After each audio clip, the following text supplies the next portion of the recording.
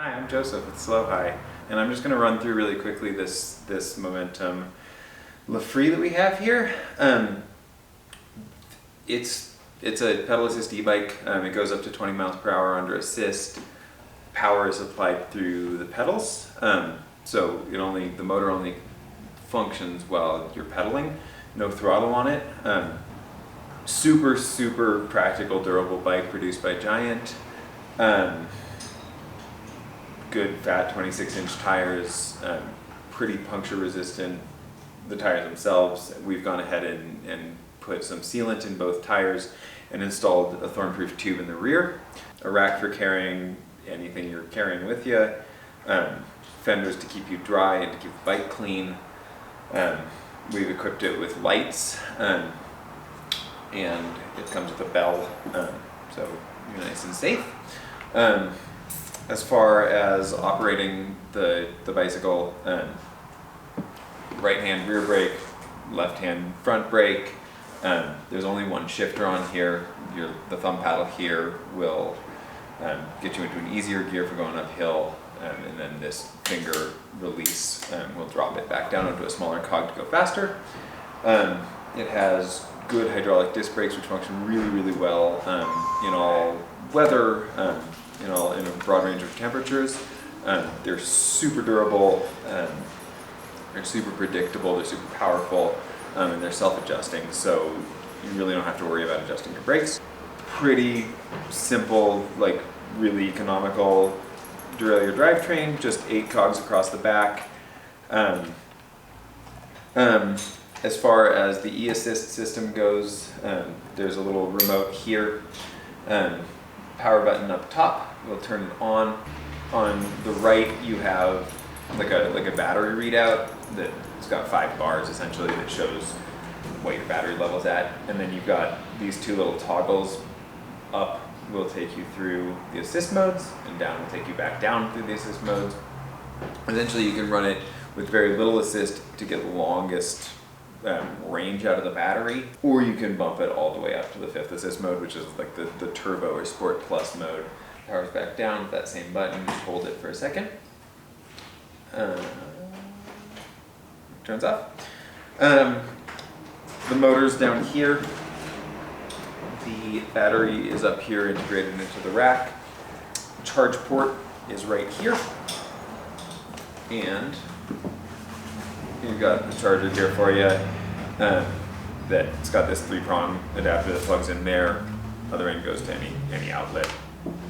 As far as keeping that battery in good condition goes, they're happiest at the same range of temperatures that humans are comfortable at. So, between freezing and 100 degrees is a good place to store that.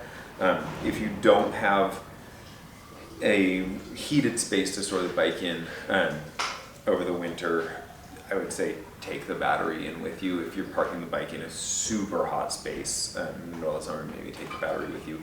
The battery does lock onto the bike. There's a keyhole here, and it'll come with a set of 2 keys which are serialized. You can just turn the key and the battery slides out to the rear. These are quite expensive, so I would say take care of this. Charging it, they last a good long while. Like this battery should last like 3 to 5 years, no problem. A charge cycle should last like 35 to 55 miles, maybe a little bit more. Less in really cool conditions just because it operates at temperature. It charges in about 3 hours, and it's probably best to only leave it on the charger for those 3-4 hours. If you leave it plugged in overnight, it's not great for it. That pops back on, just slides up this rail and into place, and then if you turn the key and pull it out, it's now locked on. We have lights. They're both just pretty simple battery operated lights. This one takes 2 AA's, has a number of modes. I think the rear takes 2 AA's. And just turns on like that. I would say don't leave the lights on the bike when the bike is locked up. Do take them with you. They slide off really easily and can go with you. They tend to walk away pretty fast if they're locked up on the street. There's also a little repair kit here on the bike. Inside of that we have a set of tire levers, a patch kit, and a multi-tool for adjusting your seat and handlebars. It's got all the most common tools on it. And then the bike will also come with a pannier. This can go on either side of the rear rack. It's got an elastic hook here, so you'll hook that down into this space and then stretch the bag up to the rail and drop it on.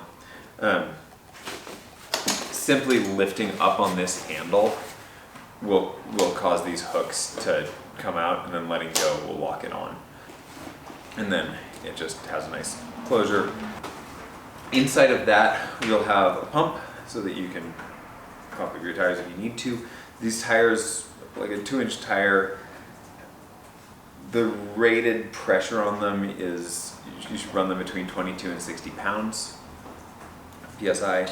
They're pretty happy anywhere in that range. I would say probably happiest between 35 and 50 pounts. I'd say probably pump them up once every week, 2 weeks. There is also a lock inside of that pannier. It's a combination U-lock, plenty secure. You don't have to carry keys with you. You can set the combination to anything you'd like. We'll happily walk through instructions on how to do that with you. And then the last thing that's in there is going to be a set of neoprene bar mitts. These will go over your handlebars and over the controls, and you'll stick your hand into them and operate the bike through that. Just keeps your hands warm and dry during the winter. Once you pick up this bike, ride it for a while, bring it back, we'll give it a free tune-up. Allows us to make sure the bike is operating optimally and everything's staying secure.